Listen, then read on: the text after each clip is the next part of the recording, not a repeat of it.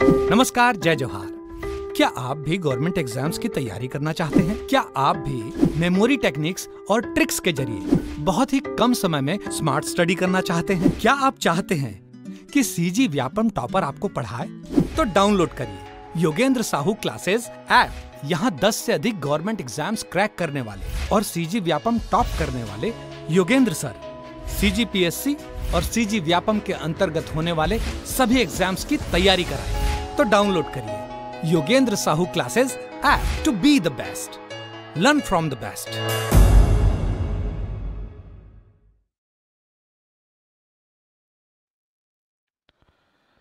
नमस्कार दोस्तों, आप सभी का स्वागत है योगेंद्र साहू ऑनलाइन क्लासेस में। मैं हूं आकाश चंद्राकर और एनटीपीसी के हमारे इस फिजिक्स के वीडियो सीरीज में आज हम लोग हीट एंड टेम्परेचर से संबंधित एमसीक्यू करने वाले हैं। ठीक है, इस एमसीक्यू सीरीज में आप देखेंगे कि जो भी इंपॉर्टेंट क्वेश्चंस और प्रीवियस ईयर क्वेश्चंस थे उसको हम लोग डील करते चलेंगे और उससे रिलेटेड कुछ इंपॉर्टेंट जो फैक्ट है वो भी मैं आपको बताते चलूंगा, जैसे कि बाकी सभी वीडियो में बताते हुए चलता हूँ। ठीक है, एनटीपीसी की जो स्टूडेंट्स तैयारी कर रहे होंगे, हमारे पास कोर्स अवेलेबल है, तो आप उस कोर्स को परचेस कर सकते हैं। तो एनटीपीसी का कोर्स अगर आप तैयारी करना चाहते हैं तो कोर्स को जरूर परचेस करना। ठीक, और कोर्स से संबंधित अगर कोई भी जानकारी चाहिए होती है तो हमारा डिस्क्लेमर चलते रहता है। हमारा कॉन्टेक्ट नंबर भी है 8770123687। समय समय पर उसमें कुछ कुछ ऑफर्स चलते रहते हैं, उन ऑफर्स का आप लाभ उठा सकते हो। ठीक है, चलो पहले क्वेश्चन की ओर चलेंगे। हम लोग पहले क्वेश्चन से शुरुआत करेंगे।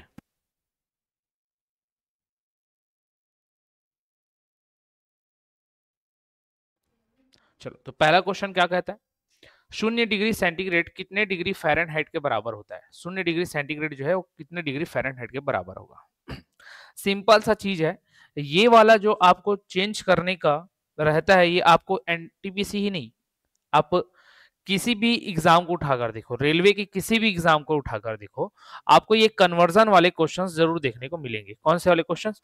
ये कन्वर्जन वाले क्वेश्चन। कन्वर्जन क्या बोला कि 0 डिग्री सेंटीग्रेड है, उसको आपको चेंज करना है भैया, किस में करना है? इसको चेंज करना है आपको कितने डिग्री फ़ारेनहाइट में कन्वर्ट होगा, तो फ़ारेनहाइट में हमको कन्वर्ट करके चलना है। ठीक है, फ़ारेनहाइट में हम लोग कन्वर्ट करते हैं। तो देखो, एक सिंपल सा फॉर्मूला होता है, बेसिक फॉर्मूला होता है, उस फॉर्मूले को आपको ध्यान में रखना है। क्या फॉर्मूला होता है वो?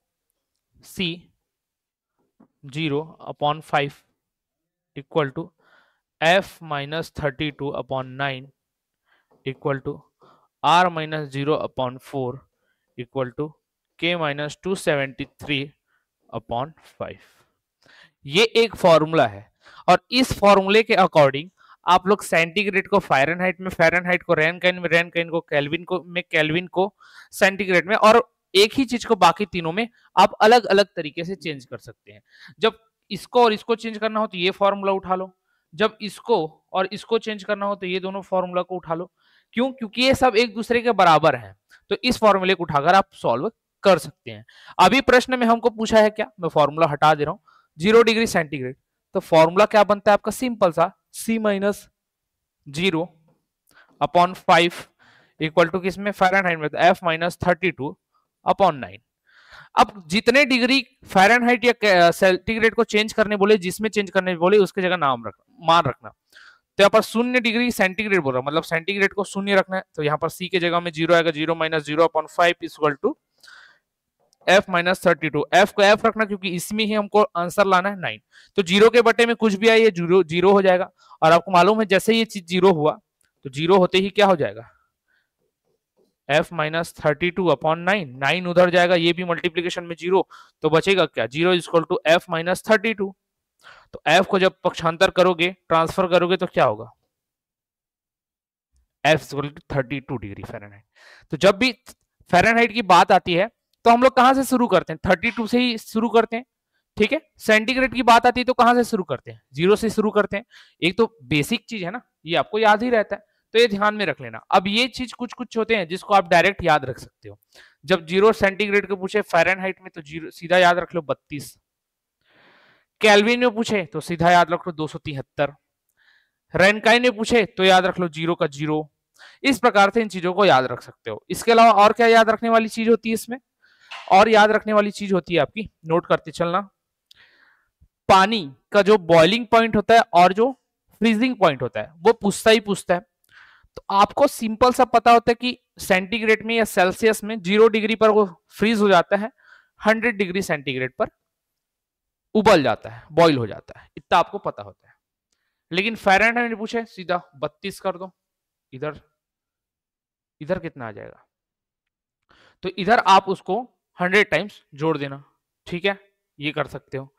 जैसे इसी में आप देखेंगे केल्विन में पूछता है तो 273 होता है, 100 टाइम्स जोड़ दे तो 373 हो जाता है, सिंपल सा बात।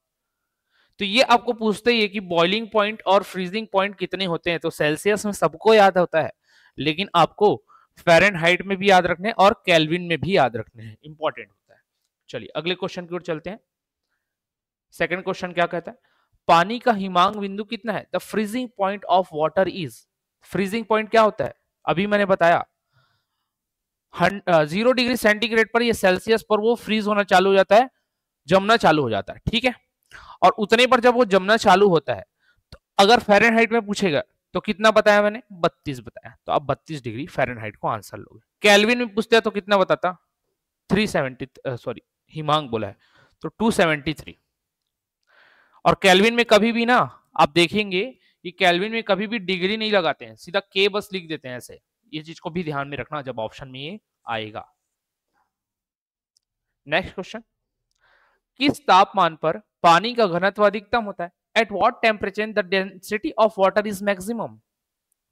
किस तापमान पर, तो डेंसिटी की जब बात की जाए तो हर प्रकार का लिक्विड, मतलब लिक्विड में आपका एल्कोहल आ जाए, लिक्विड में आपका ऑयल आ जाए, लिक्विड में आपके अदर मटेरियल्स आ जाए, कुछ भी आ जाए, मतलब मटेरियल में लिक्विड ही फॉर्म में होना चाहिए, जूस आ जाए, कुछ भी आए, जब भी उनको गर्म किया जाता है तो उनका आयतन, उनका वॉल्यूम हमेशा बढ़ता है। क्या होता है, वॉल्यूम हमेशा बढ़ता है।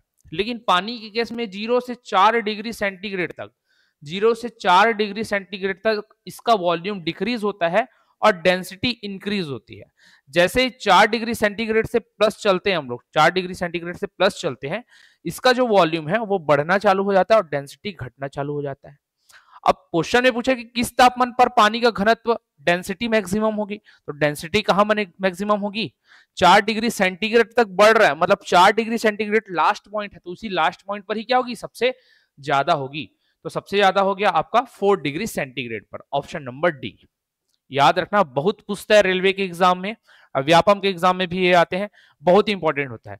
किस टेम्परेचर पर पानी की डेंसिटी मैक्सिमम होती है, 4 डिग्री सेंटीग्रेड पर डेंसिटी मैक्सिमम होती है और वॉल्यूम मिनिमम होती है। इससे अपर टेम्परेचर पर, इससे ज्यादा तापमान पर वॉल्यूम, आयतन बढ़ते ही जाता है और घनत्व कम होते जाता है, ध्यान में रखना। चलो अगले प्रश्न पर चलते हैं। एक एल्कोहल का क्वथनांक 78 डिग्री सेंटीग्रेड है, केल्विन पैमाने पर तापमान कितना होगा। एक एल्कोहल का क्वथनांक जो है 78 डिग्री सेंटीग्रेड है, बोल रहा है केल्विन पैमाने पर तापमान कितना होगा। सिंपल सी बात है, अभी मैंने आपको कन्वर्जन समझाया था, किसके बारे में बोल रही है, सेंटीग्रेड के बारे में बोल रहा है, तो C - 0/5 ये तो होगा ही होगा, बराबर ले लो। किस में कन्वर्ट बोल रहा है, केल्विन, K - 273 अपॉन इसका भी 5, ये 5 और 5 सीधा कैंसिल हो गया। इसको कितना लेने बोला है, 78 लेने बोला है, तो आप 78 ले लो, -0, K हमको निकालना है -273, माइनस वाला पॉइंट इधर आकर प्लस हो जाएगा, तो K इक्वल टू क्या आ जाएगा, K को मैंने वैसे ही रखा, ये इधर आकर जुड़ेगा तो 351 kelvin, 351 kelvin. Option number D में है, मेरे ख्याल से ऑप्शन नंबर डी में यहां पर दिया हुआ है 351 केल्विन, तो ये आपका राइट आंसर होगा 351 केल्विन, ध्यान में रखना, ठीक। चलो 351 केल्विन राइट आंसर था। और देख लो केल्विन में कहीं पर भी डिग्री नहीं लगता है, आपको ये ध्यान में रखना है। कभी कभी एग्जामिनर ना किसी में केल्विन में डिग्री लगा कर देगा, किसी में नहीं देगा, और दोनों ऑप्शन में रहेंगे, तो आपको बिना डिग्री वाले को ही केल्विन में आंसर लेना, केल्विन में डिग्री नहीं लगता है। अगला, विकिरण द्वारा उष्मा का स्थानांतरण मुख्य रूप से निर्भर रहता है, तो विकिरण, रेडिएशन, जब भी हीट की बात आती है ना, हीट की, टेम्परेचर तो आप समझ गए, हीट की बात आती है ना, तो ये एक फॉर्म का एनर्जी होता है। क्या होता है, एक फॉर्म ऑफ एनर्जी होता है, जिसको आप अनुभव करते हो, एक्सपीरियंस करते हो हीट को। टेम्परेचर तो राइज होगा, एक फिजिकल क्वांटिटी के टर्म्स में बोल सकते हैं, लेकिन एक जो हीट होता है वो एनर्जी का फॉर्म होता है, वो कन्वर्ट होते रहता है कम से ज्यादा की ओर, सॉरी ज्यादा से कम की ओर। ठीक, अब जब ये कन्वर्ट होता है ना, तो ये अलग अलग मीडियम से कन्वर्ट होता है, अलग अलग मेथड में कन्वर्ट होता है, जैसे कि कंडक्शन, कन्वेक्शन और रेडिएशन। कंडक्शन, कन्वेक्शन, रेडिएशन मतलब चालन, संवहन और विकिरण। ये तीन माध्यम में हीट जो होता है, उष्मा जो होती है, ट्रेवल करती है, चलती है। ठीक, हमको यहां पर बात करने बोल रहा है विकिरण के बारे में, प्रश्न पूछा है विकिरण के बारे में, उसी से रिलेटेड चीज देखते हैं। क्या बोल रहे हैं, विकिरण द्वारा उष्मा का स्थानांतरण मुख्य रूप से निर्भर होता है, किस पर निर्भर होता है? तो विकिरण कैसे होती है पहले आपको समझना होगा, देन आप अपने से जवाब इसका ढूंढ पाओगे। जो विकिरण होती है ना, उसके लिए किसी मीडियम की आवश्यकता नहीं होती। बाकी जो कंडक्शन और कन्वेक्शन होते हैं उसके लिए मीडियम की आवश्यकता होती है, लेकिन विकिरण बिना किसी भी प्रकार के मीडियम के ट्रेवल कर जाता है, हीट ट्रेवल कर जाता है। जैसे कि अवन में देखते हो आप लोग, जैसे कि सूर्य की किरणें जो है विकिरण के माध्यम से, बीच में तो सूर्य और पृथ्वी के बीच में क्या है, पूरा निर्वात है, वैक्यूम है, वो ट्रेवल करती है। वैक्यूम कोई मीडियम नहीं होता, वो ट्रेवल करके आ जाती है। तो किस फॉर्म में आती है? वो रेडिएशन के फॉर्म में आती है। ठीक, अब सूर्य इतना दूर है लेकिन फिर भी हमारे तक क्यों आ पा रहा है उष्मा, हीट? कारण यह है क्योंकि सूर्य की जो साइज है, सूर्य का जो आकार है, वो पृथ्वी से कई गुना बड़ा है। तो पहला चीज क्या आया? आकार। आकार बड़ा, जितना ज्यादा आकार होगा उतना ज्यादा रेडिएशन से हीट ट्रेवल कर पाएगा, तो आकार तो आएगा। ठीक, आकार आएगा, आपने पढ़ लिया। ठीक है, दूसरा, अब उसका आकार बड़ा है इसलिए क्या, उसका टेम्परेचर भी ज्यादा है, तो तापमान ज्यादा होगा तो विकिरण कर पाएगा। जैसे कि अवन साइज तो बहुत छोटा है, लेकिन एक समोसे को, एक खाने को कैसे वो गर्म कर पाता है? कारण है तापमान। जितना ज्यादा तापमान होगा उतना ज्यादा विकिरण होगा। सिंपल सी चीज में समझाता हूं, आप कभी किसी गर्म वस्तु के पास में हाथ को ले जाते हो, पूरा टच नहीं करते, लेकिन आपको गर्म महसूस होता है वहां पर का एरिया, कारण क्या, विकिरण के माध्यम से वहां का एयर जो है गर्म हो जाता है और आपको दूर तक क्या होता है, अनुभव होता है। तो पात्र तो बहुत छोटा था, लेकिन कैसे आपको एहसास हो पाया? क्योंकि उसका तापमान बहुत ज्यादा था। तो पहला, इट्स टेम्परेचर, इसके तापमान पर। बिल्कुल, रेडिएशन जो है टेम्परेचर पर डिपेंड करेगा। पिंड की प्रकृति पर, प्रकृति मैंने आपको आकार के रूप में बता दिया। आकार अगर ज्यादा है, बड़ा ज्यादा उसका साइज है, तो विकिरण ज्यादा होगा, कम साइज का है तो कम होगा। ठीक है, इसके पृष्ठ के विस्तार एवं प्रकार पर। पृष्ठ का विस्तार, वही कितना इसका फैलाव है, किस टाइप का है, क्या ये चिकनी सतह वाला है, क्या ये काली सतह वाला है, क्या ये सफेद सतह वाला है, क्या ये खुरदुरे सतह वाला है। अलग अलग प्रकार के सरफेस होते हैं, उस सरफेस के अकॉर्डिंग भी रेडिएशन डिपेंड करता है। पॉलिश सरफेस पर बहुत अच्छे से होता है, ब्लैक सरफेस पर बहुत अच्छे से होता है। ब्लैक सरफेस के द्वारा रेडिएशन बहुत अच्छे तरीके से होता है। ठीक, तो ये तीनों ही चीजों पर डिपेंड करता है। तो हमारा राइट आंसर क्या हो जाएगा? Option number D, all of the above. ठीक है, क्योंकि ये समझाने वाला क्वेश्चन था करके मैंने इतना आपको टाइम दिया है। चलिए अगले चलते हैं क्वेश्चन पर। नीचे एक अभिकथन और एक कारण दिया गया है। ठीक है, अभिकथन और कारण देखते हैं। लोहे की पटरियों के बीच एक छोटा सा अंतराल छोड़ दिया जाता है, लोहा गर्मियों में फैलता है। अच्छा, ठीक है। अब कारण जो था आपका, असेशन जो था, अभिकथन या स्टेटमेंट हम लोग बोले, वो राइट है।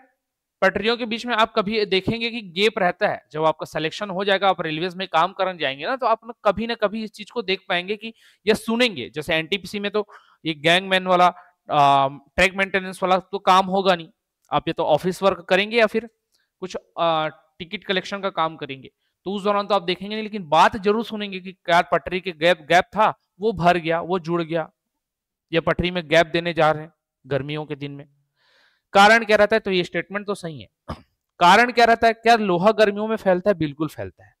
किसी भी चीज को आप गर्म करोगे ना, हार्ड चीज को, तो प्रसारित होता है, फैलता है। तो एक्सपेंस होता है, इसका एक्सपेंड हो जाता है, इसलिए ये भी सही है। तो पढ़ के देखो, क्योंकि शब्द जोड़ना मैंने सिखाया था आपको, क्योंकि शब्द जोड़कर पढ़ा करो। तो लोहे की पटरियों के बीच छोटा सा अंतराल छोड़ दिया जाता है क्योंकि लोहा गर्मियों में फैलता है। सही है, ये भी सही था, ये भी सही था, और ये जो कारण है कथन को पूर्णतः उसकी व्याख्या कर पा रहा है, उसको एक्सप्लेन कर पा रहा है। तो देख लो, ए और आर कहां पर सही है? ए और आर दोनों सही है। आर ए की उचित व्याख्या करता है। ठीक, करेक्ट है, ऑप्शन नंबर सी आपका राइट आंसर हो जाएगा। ठीक, नेक्स्ट क्वेश्चन। द्रव और गैसों में ताप अंतरण का मुख्यतः कारण है। द्रव और गैसों में ताप अंतरण का मुख्यतः कारण heat transfer in liquids and gases is mainly due to, किसके कारण होता है? कंडक्टिविटी मतलब चालकता के कारण, कन्वेक्शन संवहन के कारण, रेडिएशन विकिरण के कारण, या बोथ कंडक्टिविटी एंड रेडिएशन के कारण। किसमें बोल रहा है? द्रव और गैसों में। पानी आप अभी ठंड का दिन चल रहा, आप पानी गर्म करते होंगे, पानी नहाने के लिए अगर गर्म करते हो, अच्छी बात है, अगर ठंडे पानी में नहा रहे हो कोई दिक्कत नहीं, लेकिन गर्म करते हो तो पानी जब गर्म करते होगे किसी पात्र में, तो देखना नीचे के गर्म पानी ऊपर की ओर आते हैं, फिर नीचे जाता है पानी, फिर ऊपर की ओर आता है, ये क्या हुआ?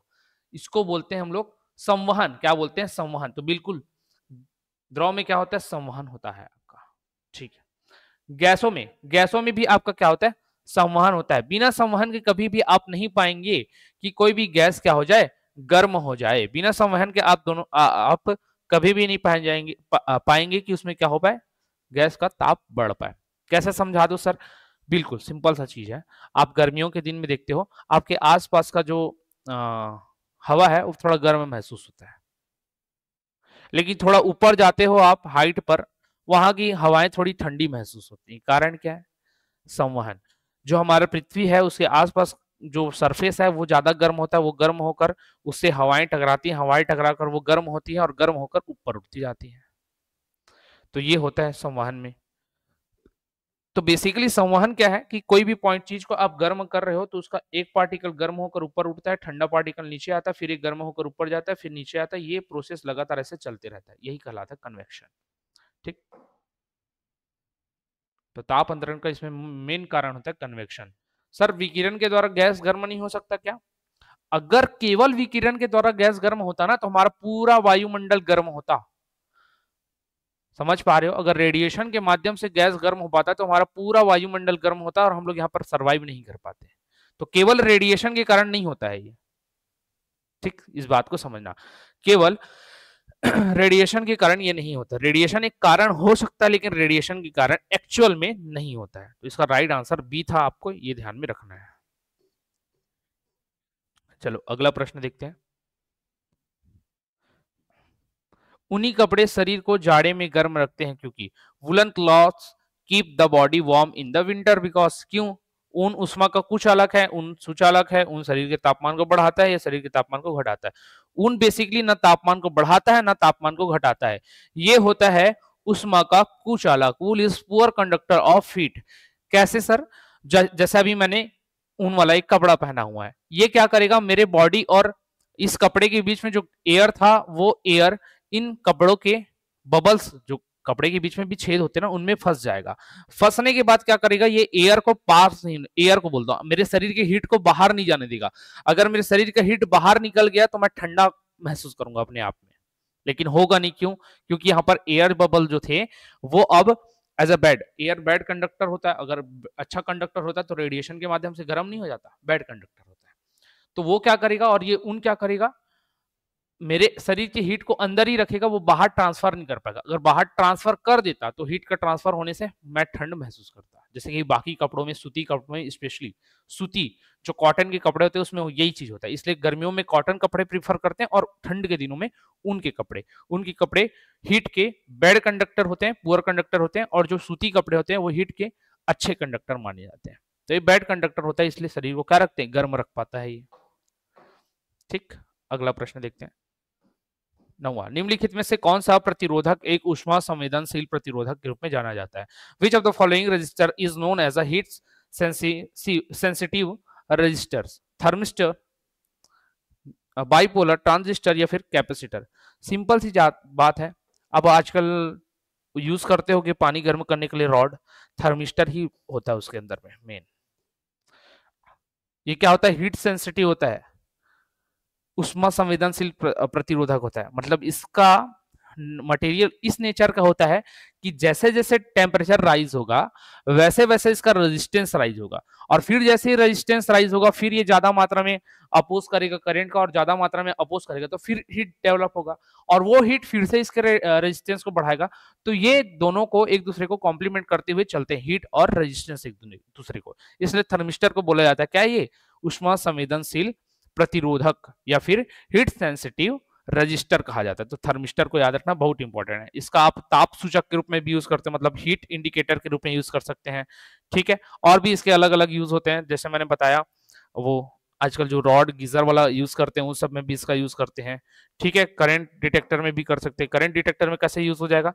क्योंकि ये करंट को डिटेक्ट करके बताएगा कि ज्यादा मात्रा में करंट आ रहा है, कम मात्रा में करंट आ रहा है। ठीक है, चलो अगला प्रश्न, सौर कुकर के अंदर का रंग क्या होता है?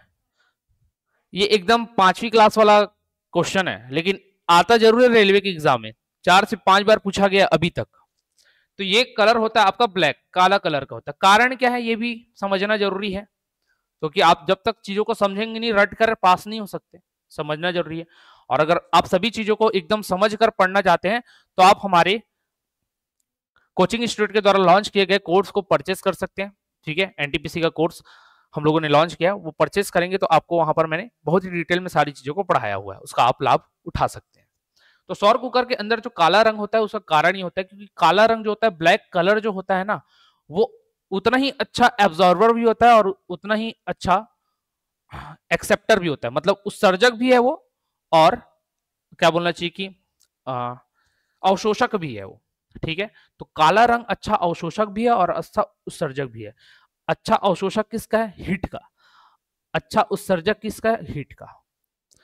ठीक, काले कपड़े में पहन के आप धूप में निकलोगे आपको गर्मी महसूस होगी, काले कपड़े पहन के आप बाहर ठंडे इलाके में जाओगे आपको ठंडी भी महसूस होगी। कारण क्या है? वो हीट को जितने जो भी काले रंग के चीज होते हैं ना, और ये किरचॉफ का लॉ भी है कि जो पदार्थ जितना अच्छा अवशोषक है उतना ही अच्छा उत्सर्जक भी है। इसलिए इतना कोई भी केटली जो चाय गर्म करके रखने वाली केटली होती है वो काले रंग की नहीं होती, सिल्वर रंग की या व्हाइट रंग की होगी। क्यों? क्योंकि अगर उसको काले रंग के रख देंगे ना तो जितना जल्दी गर्म भी होगा ना उतना जल्दी वो ठंडा भी हो जाएगा, इसलिए व्हाइट रंग का है, क्योंकि गर्म भी देरी से होगा और ठंडा भी देरी से होता है। ठीक, अब ये सोलर कुकर कुकर के अंदर ऐसे सभी तरफ काला रंग बना देते हैं और यहाँ पर एक दर्पण लगाए रहते हैं जो हीट को यहाँ रिफ्लेक्ट करती है, और ये हीट रिफ्लेक्ट होकर यहाँ पर क्या होता है, खाना या पानी जो भी उबालना है आपको वो पक जाता है। ठीक है, इस बात को ध्यान में रखना। चलो अगला चलते हैं, अगला प्रश्न 11वां, वह तापमान क्या कहलाता है जब एक ठोस वस्तु वायुमंडलीय दबाव पर पिघल कर द्रव बन जाती है? अब ये आप लोग बताएंगे जी, सिंपल सा क्वेश्चन है, इसमें कुछ है ही नहीं, पूछ रहे बस वो टेम्परेचर का मान पूछ रहे हैं या नाम पूछ रहे हैं क्या है जिस पर जो एटमॉस्फेरिक प्रेशर होता है उस पर वो पदार्थ पिघल कर द्रव में बदल जाएगी। तो क्या बोलोगे इसको? गलनांक बोलेगे, गुप्त ऊष्मा बोलेंगे, क्वथनांक बोलोगे, या संलयन की अव्यक्त उष्णता बोलेगे? क्या बोलोगे? Melting point, latent heat, boiling point, या लेटेंट हीट ऑफ फ्यूजन? एकदम सिंपल सा प्रश्न था, आप इसका जवाब देंगे। ठीक है, जिस तापमान पर तरल अपनी तरल अवस्था से ठोस अवस्था में परिवर्तित हो जाता है उसको क्या कहते हैं? चलो एक मैंने पूछा है तो मैं बता भी देता हूं, तरल से वो ठोस अवस्था में जा रहा है तो क्या बोलेंगे? तरल पानी था, जम गया तभी तो ठोस होगा, तो जमने को क्या बोलते हैं? Freezing point.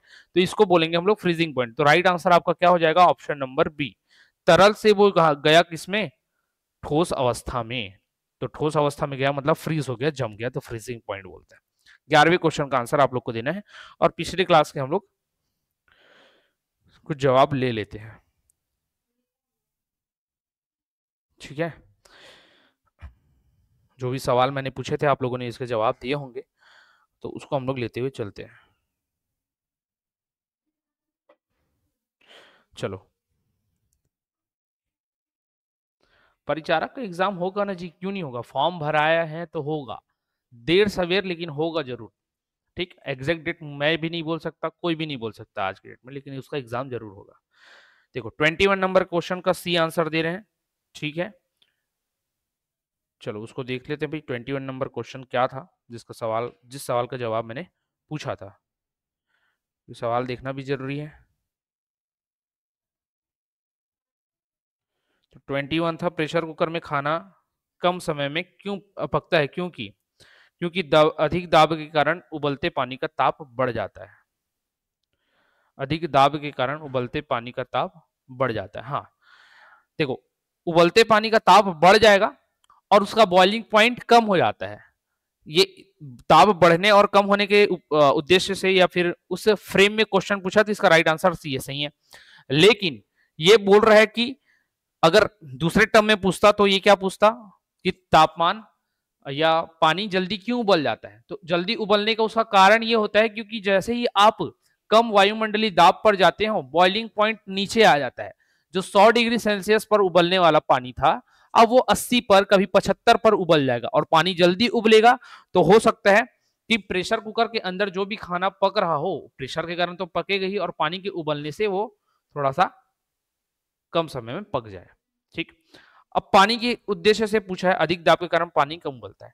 कभी कभी यही सवाल ऐसे पूछता है कि प्रेशर कुकर के अंदर अगर कुछ चावल वगैरह जो भी पका रहे हो उसको पकाने में समय अधिक लग जाएगा। समय अधिक लगने के कारण क्या है कि पानी कभी कभी कुछ ऐसे पदार्थ होते हैं जिनको उबलने जो पानी तो कम ताप पर उबल जाएगा लेकिन खाने उसमें अच्छे तरीके से घुल मिलकर पक नहीं पाए रहते, तो कभी कभी वो पूरे तरीके से पक भी नहीं पाता है, ये भी केस होता है। चलिए ठीक है, चलो अगला क्वेश्चन देखते हैं इसमें। 13वां क्वेश्चन, एक सतही परिघटना is a surface phenomena. Surface phenomena क्या होती है? अभी पानी गर्म करते हो, पानी गर्म करने पर सतह से क्या उड़ता है? वाष्प, वेपर निकलता है। तो वेपराइजेशन की जो घटना होती है ये सतही घटना है, ये केवल पानी उबालने पर नहीं दिखेगी। आपका जब शरीर गर्म होता है, पसीने आपके निकलते हैं, और पसीने जब हीट बनकर, हीट के फॉर्म, सॉरी हीट बोलता हूँ, वेपर के फॉर्म में जब उड़ जाते हैं ना, वो अदृश्य रहता है, दिखता नहीं है। जब उड़ जाता है तो आपको ठंडकता महसूस होती है। कारण क्या है? वाष्पीकरण। पानी ठंडा क्यों रहता है? वाष्पीकरण। फ्रिज के अंदर के चीज ठंडे क्यों होते हैं? वाष्पीकरण, क्योंकि उसके अंदर की हीट को पूरी तरीके से खींच लिया जाता है वाष्प के फॉर्म में, और वो जहां से भी वाष्प निकलता है वो चीज क्या होता है? ठंडा। इसलिए देखना पानी की से जैसे जैसे वाष्प उड़ जाएगा ना, वो ठंडा होना चालू हो जाता है। ठीक है, तो सतही परिघटना में आपका वेपराइजेशन आता है। अगला, एक मिट्टी के बर्तन में रखा जल गर्मियों में भी किसके कारण ठंडा रहता है? अभी मैंने बताया, उस बर्तन से क्या होगा? वेपराइजेशन होगा या वेपरेशन होगा, वाष्पन होगा। किस फॉर्म में होता है? आप मिट्टी के बर्तन में देखोगे पोर्स रहते हैं, छोटे छोटे छेद रहते हैं। जैसे एक मैं मटका बना लेता हूं, मान के चलो ये मटका है। इस मटके में ना, जब ये मटका आप खरीदते हो तो इसमें छोटे एकदम बारीक ऐसे छोटे क्या रहते हैं? छेद रहते हैं। इसलिए देखना जो नया मटका रहता है उससे पानी नीचे की ओर रिसने लगता है। कारण क्या है? पोर्स है। और इन्हीं पोर्स के कारण क्या होता है, यहाँ का जो एयर है वो बाहर निकलता है और इसके स्थान पर ठंडे एयर आते जाते हैं, क्योंकि पानी से कांटेक्ट में आते जाएंगे, और ये अंदर के पानी को फिर ठंडा रखते हैं, क्योंकि गर्म वाला जो बाहर निकल रहा है और अंदर की ठंडकता बढ़ती जा रही है। ठीक, ये ध्यान में रखना। अगला प्रश्न, किसी तरल की समान मात्रा के लिए निम्नलिखित में से किस प्रक्रिया की सबसे धीमी होगी गति? तो देखो, बॉइलिंग सबसे धीमा होगा, कंडेंसेशन होगा, वेपराइजेशन होगा, या फिर फ्रीजिंग होगा। 0 डिग्री सेंटीग्रेड पर आया, समान जम जाएगा, जमने में देरी नहीं लगेगा, तो वेपराइजेशन, फ्रीजिंग तो अच्छे से हो जाएगा। पानी की बात करते चलते हैं, पानी से जल्दी समझोगे। 100 डिग्री सेंटीग्रेड पर आया, बॉईल होना चालू हो जाएगा। 100 के ऊपर जितना भी दो अलग बात है, लेकिन 100 पर आया बॉईल होना चालू हो जाएगा। कंडेंसेशन, 0 से जस्ट थोड़ा सा पहले वो क्या हो जाएगा? जमना भी, पानी के रूप में, वाष्प जो है पानी के रूप में आना चालू हो जाएगा।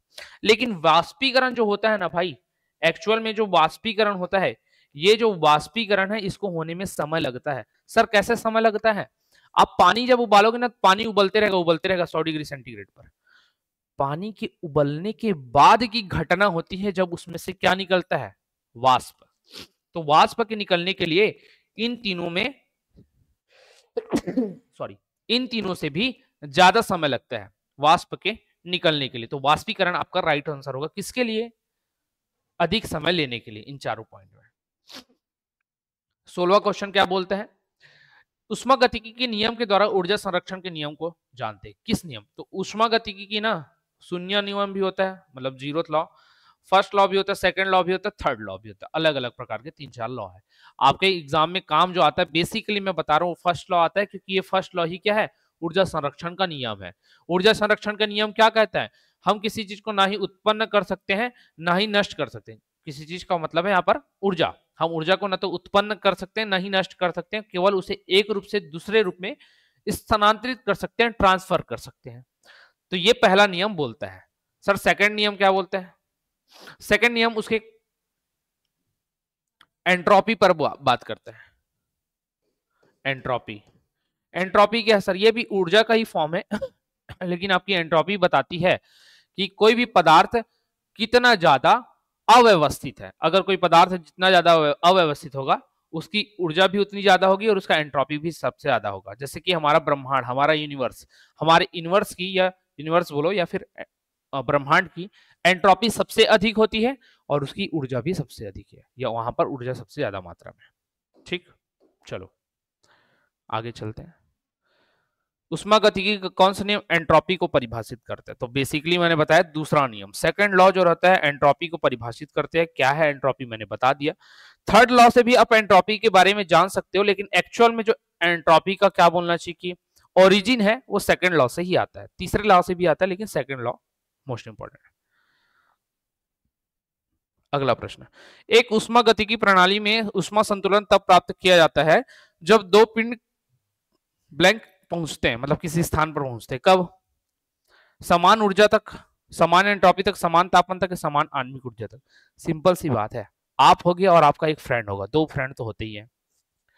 तीन मान लो, आप तीनों की अच्छे से तभी जम पाएगी जब आप तीनों ना एक ही स्टैंडर्ड का सोच रहे होगे, आप तीनों की विचारधाराएं सेम प्रकार की होंगी, आप तीनों एक ही लेवल पर सरवाइव करते हुए धीरे धीरे ग्रोथ की ओर बढ़ रहे होगे।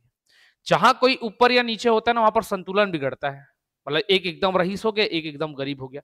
रेयर केस में वो जम जाता है तो जम जाता है, लेकिन अधिकतर केस में क्या देखा जाता है कि फिर आदमियों में, दोस्तों में भी खींचातानी शुरू हो जाती है। सेम यहां पर भी होगा उष्मागतिकी प्रणाली में, थर्मोडायनेमिक सिस्टम में।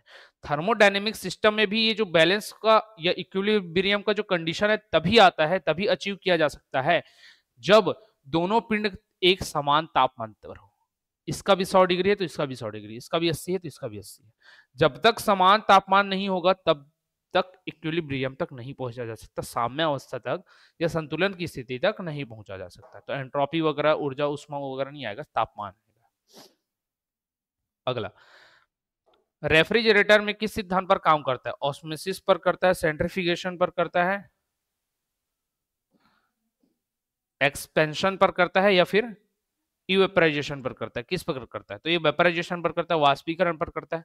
जब भी आप कोई चीज समान वस्तु लाकर फ्रीजर के अंदर रखते हो, फ्रीज के अंदर ऐसे रख दिया, इसमें एक छोटी सी तांबे की पात्र होता है तांबे का, जिसके अंदर फ्रियोन गैस भरा होता है।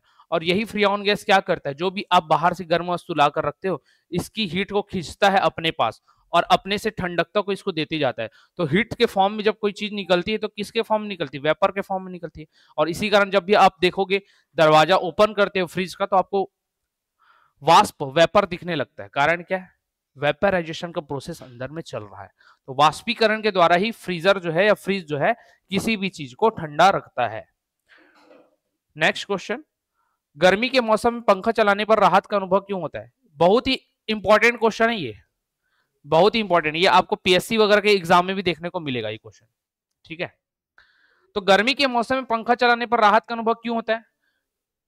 पंखे की हवा से हमारा पसीना तेजी से वाष्प बनकर उड़ जाता है। पंखे के हवा से बहने पर हमारे शरीर से अधिक गर्मी निकलती है। पंखे से ठंडी हवा प्राप्त होती है, पंखे से हवा की चालकता बढ़ जाती है। जरूरी है क्या पंखे से ठंडी हवा प्राप्त होगी? नहीं है। चालकता के क्या मतलब? कंडक्शन क्यों बढ़ेगा भैया, कंडक्टिविटी क्यों बढ़ेगी? अब पंखे से हवा बहने पर हमारे शरीर से अधिक गर्मी निकलती है, ये भी नहीं है। कारण यह है कि हमारे शरीर से जो गर्मी निकलती है ना, तो हमारे से स्वेट ग्लैंड के माध्यम से, श्वेत ग्रंथियों के माध्यम से पसीना आता है। और जो पसीना है वो पंखे की हवा से क्या होता है? वेपराइजेशन के माध्यम से बाहर चला जाता है। तो पंखे की हवा से हमारा पसीना तेजी से वाष्प बनकर उड़ जाता है, और जहां पर भी वाष्प आया, बनकर उड़ा या वाष्पीकरण की प्रक्रिया हुई, वहां पर ठंडकता महसूस होती है। इस बात का ध्यान रखना। चलो, बहुत इंपॉर्टेंट क्वेश्चन था ये, बहुत बार पूछा गया अलग अलग एग्जाम पर। अगला प्रश्न है, निम्नलिखित में से किसकी उष्मा धारिता अधिक है? Which of the following has greater heat capacity? अब सीधा रट लो, पानी की उष्मा धारिता बहुत ज्यादा होती है। कितनी होती है? 4181 केजी,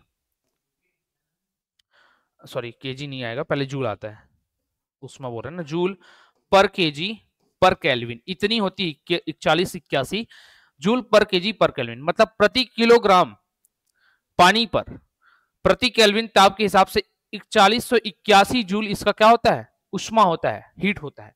तो बहुत ज्यादा होता है वाटर का, आप याद रखना, पानी का। और इसी के कारण इसकी गुप्त उष्मा अधिक होती है। और इससे भी ज्यादा किसकी होती है? इससे भी ज्यादा होती है वाष्प की। इसलिए जब वाष्प उठता है ना, तो वाष्प या भाप हमको ज्यादा हीट का अनुभव कराता है उष्मा का, ना कि पानी। इससे भी ज्यादा होता है भाप का। अगला, अशुद्धियों के कारण द्रव का क्वथनांक क्या होता है? बॉइलिंग पॉइंट क्या हो जाता है भैया? अशुद्धियों के कारण बढ़ जाता है, घट जाता है, वही रहता है, कोई संबंध नहीं है। तो जब भी अशुद्धि मिलाएंगे ना, तो बॉइलिंग पॉइंट क्या होगा? बॉइलिंग पॉइंट उसका हो जाएगा राइस। क्या हो जाएगा? राइज हो जाएगा। जैसे आप पानी में नमक मिला दो, अगर ये सब मिलाते हो तो क्या हो जाता है, उसका बॉइलिंग पॉइंट राइज हो जाता है, बढ़ जाता है। या पानी में कोई और खाने वाने पकाने की चीजों को मिला दो तो देर से उबलेगा पानी। क्यों? क्योंकि अब पानी को केवल पानी को गर्म करने के लिए हीट नहीं चाहिए, पानी के साथ में जो चीजें हैं ना उसको भी गर्म करने के लिए हीट चाहिए।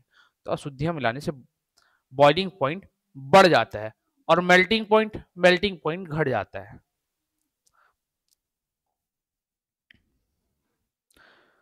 अगला प्रश्न, अगर सेशन अच्छा लग रहा हो तो ज्यादा से ज्यादा लाइक करना, वीडियोस को शेयर करना, और अगर कोई भी आपको डाउट आते हैं तो कमेंट करके जरूर पूछ लिया करो, ठीक है। चलो 23वें क्वेश्चन पर चलते हैं। बर्फ के दो टुकड़ों को आपस में दबाने पर टुकड़े आपस में चिपक जाते हैं। ये भी मोस्ट इंपॉर्टेंट क्वेश्चन है। अलग अलग स्टेट के लेवल के एग्जाम में अलग अलग बार अलग अलग तरीके से इस प्रश्न को पूछा गया है।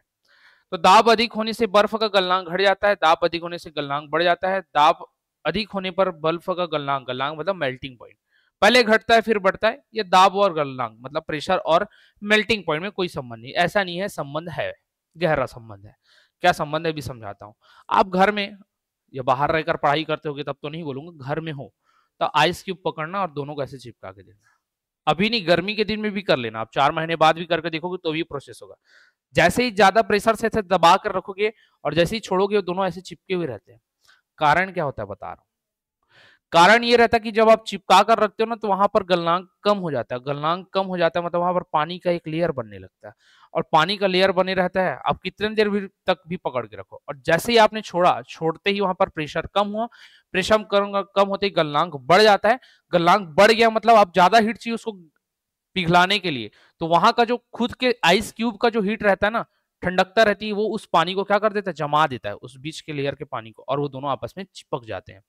अब एकदम स्ट्रांगली नहीं होते, हाइड्रोजन बॉन्ड ही बनता है तो आराम से नीचे भी हो जाता है, ब्रेक हो जाता है, आप हिलाओगे वगैरह तो कारण क्या होता है भैया, गलनांक घट जाता है। इस कारण वहां पर पानी का एक लेयर आता है और वो आपस में चिपक जाते हैं, ठीक है।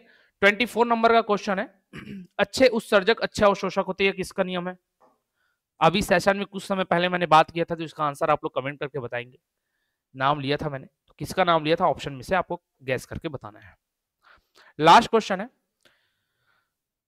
लास्ट नहीं अभी और है क्वेश्चन। 25 क्वेश्चन क्या है, ऊनी कपड़े सूती वस्त्रों की अपेक्षा गर्म होते हैं क्योंकि, अभी बताया ऊनी कपड़े क्या है, पुअर कंडक्टर होते हैं हीट के, और जबकि सूती अच्छे होते हैं। तो ऊनी कपड़े सूती कपड़े की अपेक्षा गर्म होते हैं क्योंकि ये पुअर कंडक्टर है। तो ताप के अच्छे शोषक नहीं, ये ताप के अच्छे रोधक होते हैं। क्या होते हैं? ताप के अच्छे रोधक होते हैं, इस बात को ध्यान में रखना, ठीक है। 30 क्वेश्चन है मेरे ख्याल से इसमें, तो आगे बढ़ते हैं हम लोग, आगे देख ही लेते हैं।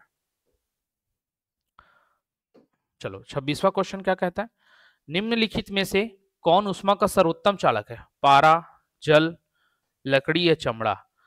लकड़ी तो है ही नहीं। अब अभी अगर लकड़ी जलाकर देखोगे, एक साइड जल रहा है दूसरे साइड पकड़े हो, आपको गर्माहट या आपका हाथ जलेगा नहीं। कारण क्या है? Bad conductor. अच्छा कंडक्टर होता तब तो हीट इजिली ट्रांसफर हो जाता। चमड़ा भी नहीं है, सेम यही केस। जल, पानी भी नहीं है क्योंकि पानी नीचे से गर्म हो रहा, आप एक तरफ उसमें हाथ डालकर रखे हो तो भी आपका हाथ जलेगा नहीं स्टार्टिंग तौर पर। लेकिन मरकरी, मरकरी इतना अच्छा कंडक्टर माना जाता है हीट का। आप थर्मामीटर में देखोगे, आपको जब भी बुखार वगैरह आता है, फीवर होता है, तो आप क्या करते हो, थर्मामीटर से अपना तापमान या टेम्परेचर चेक करते हो, ये तुरंत सट से ऊपर चलता है। तो ये सबसे अच्छा कंडक्टर माना जाता है किसका? हीट का, ठीक। तो मरकरी याद रखना। अगला प्रश्न, उष्मा के संचरण की विधि है ट्रांसमिशन ऑफ हीट, तो कंडक्शन है क्या? हाँ है। चालन है? चाल नहीं आएगा, ये चालन आएगा। संवहन, कन्वेक्शन है? हाँ बिल्कुल है। रेडिएशन, विकिरण है? हाँ। ये 3 मीडियम होते हैं हीट के ट्रांसफर के, ट्रांसमिशन के, तो ये तीनों ही राइट आंसर हैं। मतलब उपयुक्त सभी, ऑल ऑफ द अबव आपका राइट आंसर हो जाएगा, ठीक है। तो चैनल को सब्सक्राइब करना अगर आपने चैनल को सब्सक्राइब नहीं किया है, क्योंकि इस प्रकार की सीरीज लगातार हमारे द्वारा लाई जा रही है जो कि आपके लिए लाभदायक है। चलो, सूर्य का ताप मापा जाता किससे? सूर्य का टेम्परेचर इतना ज्यादा मात्रा में है ना कि उसको एकदम आप करीब में जाकर नहीं माप सकते, दूर से ही मापा जाता है। एक पायरोस्कोप आता है, उसके माध्यम से मापते हैं। एक पायरोमीटर, इसको पायरोमीटर एक ही चीज बोल सकते हो। तो पायरोमीटर के द्वारा मापा जाता है। ये जो प्लेटिनम तापमापी है वो लगभग 200 से 1200 के आसपास का टेम्परेचर मापता है। गैस तापमापी है वो 800 से लगभग 1500 सेंटीग्रेड में बात कर रहा हूँ ना, सेंटीग्रेड में बात कर रहा हूँ, उतने तक का मापता है। और ये जो आपका पायरोमीटर होता है वो 800 से अधिक, बहुत अधिक तक मापता है, हजारों में मापता है। तो ये आपका राइट आंसर होता है, पायरोमीटर या पायरोस्कोप भी बोला जाता है। 29 क्वेश्चन, निम्न में से कौन सही है? तो ये कमेंट करके बताना भैया, ये कमेंट करके बताना। ये पूरा आपको मैंने सिनेरियो समझाया हुआ है कि कैसे एक फॉर्मूला डेवलप हुआ है और फॉर्मूला में कौन किसके बराबर में, ये भी मैंने आपको बताया। तो ये आप ऑप्शन में कमेंट करके बताएंगे 29 नंबर का क्वेश्चन। ठीक है, लास्ट क्वेश्चन है आज का, एसआई सिस्टम में तापमान की इकाई क्या होती है? बहुत ही इंपॉर्टेंट क्वेश्चन है ये, एक line, single liner, one liner, इस टाइप का मत सोचना, इंपॉर्टेंट क्वेश्चन है ये। रेलवे में बहुत आते हैं ऐसे क्वेश्चन कि बताओ इसका एसआई मात्रक क्या है, जोड़ी मिलाओ, सूची मिलाओ वाले आते हैं। तो जब भी एसआई सिस्टम में बात की जाती है टेम्परेचर की, तो टेम्परेचर के लिए हम लोग यूज करते हैं केल्विन, ना ही सेंटीग्रेड यूज करते हैं, ना ही फ़ारेनहाइट यूज करते हैं, हम लोग यूज करते हैं केल्विन। तो केल्विन आपका राइट आंसर है। और मैंने बार बार बोला है केल्विन में कभी भी डिग्री नहीं लगता, तो के बस रिप्रेजेंट होता है, डिग्री सेल्सियस नहीं था, सेंटीग्रेड नहीं था, फ़ारेनहाइट नहीं था, केल्विन इसका राइट आंसर है। तो ये थे आपके टॉप 30 क्वेश्चंस जो कि हीट एंड टेम्परेचर से रिलेटेड थे। बहुत ही इंपॉर्टेंट टॉपिक है ये, इसमें से क्वेश्चन आपको मिलेंगे ही मिलेंगे एग्जाम में देखने को, और अधिकतर कन्वर्जन वाले ज्यादा आते हैं। और जो मैंने बर्फ वाला समझाया, प्रेशर कुकर वाला समझाया, ये सब क्वेश्चन रिपीटेडली लंबे एग्जाम में, लंबे शिफ्ट वाले एग्जाम में, जो लंबा 15 दिन 20 दिन तक चलता है, वैसे एग्जाम में पूछे जाते हैं। और एनटीपीसी वैसे एग्जाम में से एक है। तो ये बहुत ही इंपॉर्टेंट क्वेश्चन रहेंगे आपके लिए। 30 क्वेश्चन को मैंने अच्छे से एक्सप्लेन किया है, देखिएगा और ज्यादा से ज्यादा वीडियो को शेयर कीजिएगा। कोई भी डाउट रहेगा तो कमेंट करके आप बता सकते हैं। ठीक है, तो मिलते हैं नेक्स्ट वीडियो के साथ, तब तक के लिए आप सभी का धन्यवाद।